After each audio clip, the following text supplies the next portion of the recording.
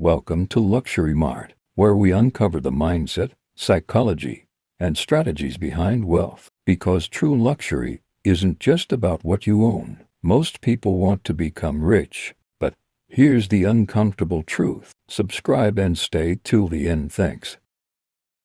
What if becoming wealthy has less to do with how much money you make and more to do with how you think about money? Most people believe wealth begins when you earn a lot of money, but that is not where wealth begins. Wealth begins in the mind. Two people can earn the same amount of money, live in the same environment, and have access to the same opportunities, yet end up with completely different financial lives. One person earns money and immediately spends it. Another earns money and uses part of it to build assets.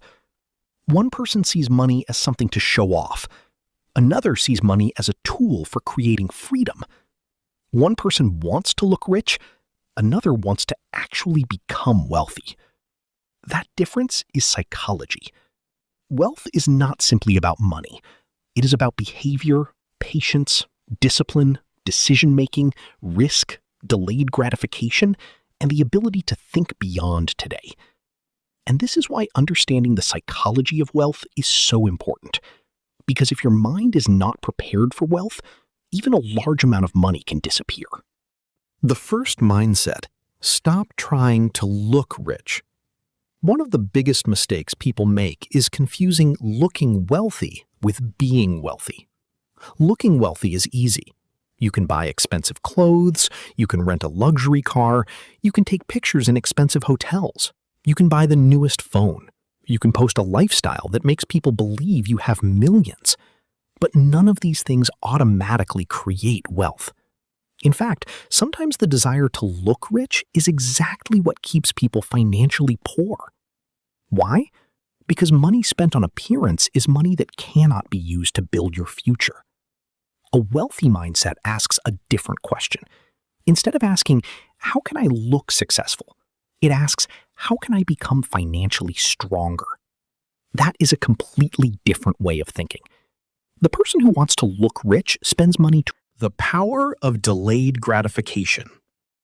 One of the strongest psychological traits behind wealth is delayed gratification. Delayed gratification simply means being willing to sacrifice something you want today in order to obtain something more valuable tomorrow.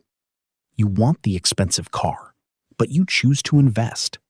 You want to spend everything you earn, but you save and build. You want instant results, but you continue learning. You want everyone to recognize your success, but you quietly work when nobody is watching. This ability to wait is powerful, because life constantly gives you a choice between immediate pleasure and future freedom. And many people repeatedly choose today. Wealthy thinking often Money is a tool. Another important psychological shift is understanding what money actually is. Money is not the final destination. Money is a tool. Money can buy time, money can create opportunities, money can provide security. Money can allow you to start a business. Money can help you invest in education.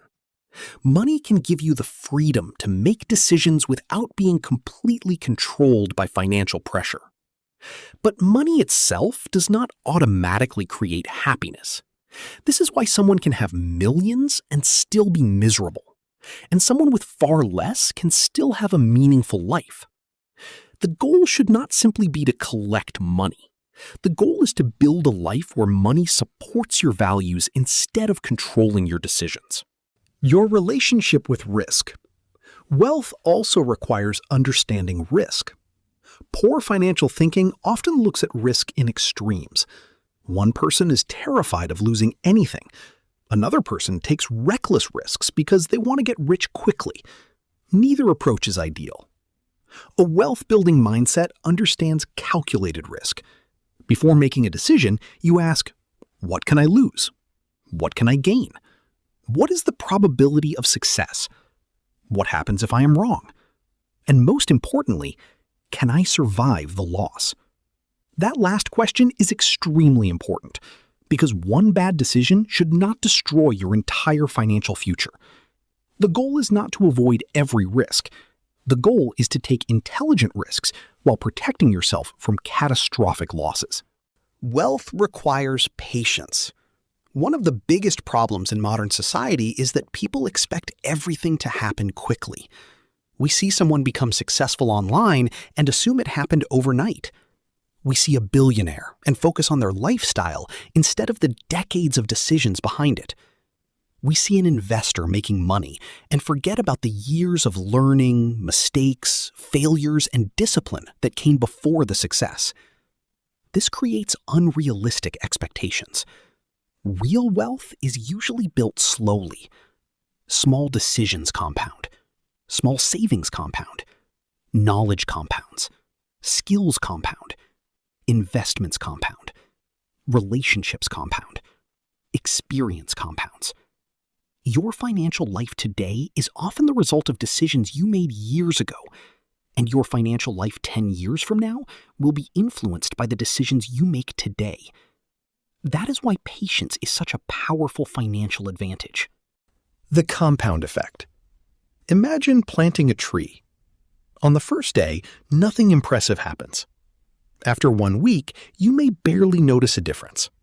After 1 month, it may still look small. But if you continue taking care of it for years, eventually it becomes something much larger than what you started with. Wealth works in a similar way. A small amount of money invested consistently may not look impressive at first, but time can transform small actions into significant results. This is the power of compounding. And compounding is not limited to money. Your knowledge compounds, your skills compound, your habits compound, your reputation compounds, your network compounds. Even your mistakes can compound into wisdom if you learn from them. The important thing is to understand that small actions repeated for a long period can create extraordinary results. Your environment matters. Your environment can influence your financial psychology more than you realize. If everyone around you spends everything they earn, excessive spending may start to feel normal. If everyone around you constantly talks about getting rich quickly, patience may feel boring. If everyone around you celebrates appearances, you may begin to believe that expensive possessions represent success. This is why you need to be intentional about what influences your thinking. Pay attention to the people you listen to. Pay attention to the content you consume. Pay attention to the financial habits you see every day, because your mind is constantly learning from your environment. You do not have to abandon your friends or isolate yourself, but you should become conscious of the ideas you allow to shape your decisions. The difference between income and wealth are not the same thing. Income is the money coming into your life. Wealth is what remains and what continues working for you. Someone can earn a huge income and still have no wealth. Why? Because they may spend everything. Another person may earn less, but save, invest, build businesses, acquire productive assets, and live below their means. Over time, that person may become financially stronger. This is why the goal should not only be, how can I make more money? A better question is, how can I make my money work for me? That question changes everything. Building assets. A wealth-oriented mindset focuses on ownership. Instead of constantly exchanging time for money, you begin thinking about things that can produce value even when you are not actively working. Businesses, investments, intellectual property, skills, digital products, other productive assets. The exact path depends on your situation and risk tolerance, but the principle remains the same. Don't only work for money. Learn how to build things that can create value. Because if your only source of income is your personal labor, there is a limit to how much time you have. There are only 24 hours in a day. But assets can continue producing value beyond the hours you personally work. The psychology of scarcity. When people constantly feel that they don't have enough money, they can become focused entirely on survival. Their decisions become short-term. They may think, how can I solve this problem today? Instead of, how can I change my financial situation permanently?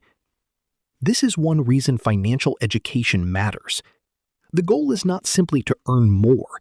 It is to learn how to make better decisions with whatever resources you currently have. You may not be able to control your starting point, but you can improve your knowledge. You can improve your skills. You can improve your habits. And over time, those improvements can change your financial position. Wealth and emotional control. Money decisions are often emotional. Fear can make people sell too early. Greed can make people take unnecessary risks. Pride can make people refuse to admit a mistake. Envy can make people spend money trying to compete with someone else's lifestyle. Impatience can make people abandon a good strategy before it has time to work. This is why financial intelligence is not just about mathematics. It is also emotional intelligence. You need the ability to remain calm when things go wrong. You need the humility to admit when you are wrong. You need the discipline to follow your plan. And you need the patience to avoid constantly chasing the next opportunity. Stop comparing your journey. Social media has made comparison almost impossible to escape. Every day, you see someone else's car, someone else's house, someone else's vacation, someone else's business, someone else's success. And if you're not careful, you can start feeling behind. But remember, you are comparing your real life to someone else's highlight reel. You don't know their debt. You don't know their struggles. You don't know their failures. You don't know how much of what you see is actually theirs. And most importantly, their timeline is not your timeline. Your job is not to win someone else's race. Your job is to build your own financial life. The wealthiest thing you can own. One of the most valuable forms of wealth is not a car, a house, or a luxury watch. It is freedom. Freedom to choose where you work. Freedom to spend time with people you love. Freedom to walk away from situations that don't serve you. Freedom to make decisions without being completely controlled by money. This is why wealth should ultimately be measured by more than possessions. Ask yourself, how much control do I have over my time? How financially secure am I? How many options do I have? How dependent am I on one source of income? These questions reveal a deeper definition of wealth. The final lesson, the psychology of wealth, comes down to a simple idea. Your financial future is shaped by the decisions you repeatedly make. Not one big decision, not one lucky opportunity, but thousands of small decisions. What you do with your next paycheck, what you choose to learn, what you choose to ignore, what you buy, what you save, what you invest, who you listen to, what risks you take, and how patiently you continue. You don't need to become wealthy overnight. You need to become the kind of person who can build and manage wealth over time. Because if you suddenly receive a large amount of money but still have the same habits, the money may disappear. But if you develop the mindset, discipline, knowledge, and patience required to build wealth, then you are building something far more valuable than money. You are building the ability to create it again. So stop asking only, how can I get rich? Start asking, what kind of person do I need to become to create, protect, and grow wealth? Because wealth begins long before it appears in your bank account. It begins with your thoughts. Then your thoughts become decisions. Your decisions become habits. Your habits become results. And eventually, those results can become the life you once imagined. That is the psychology of wealth.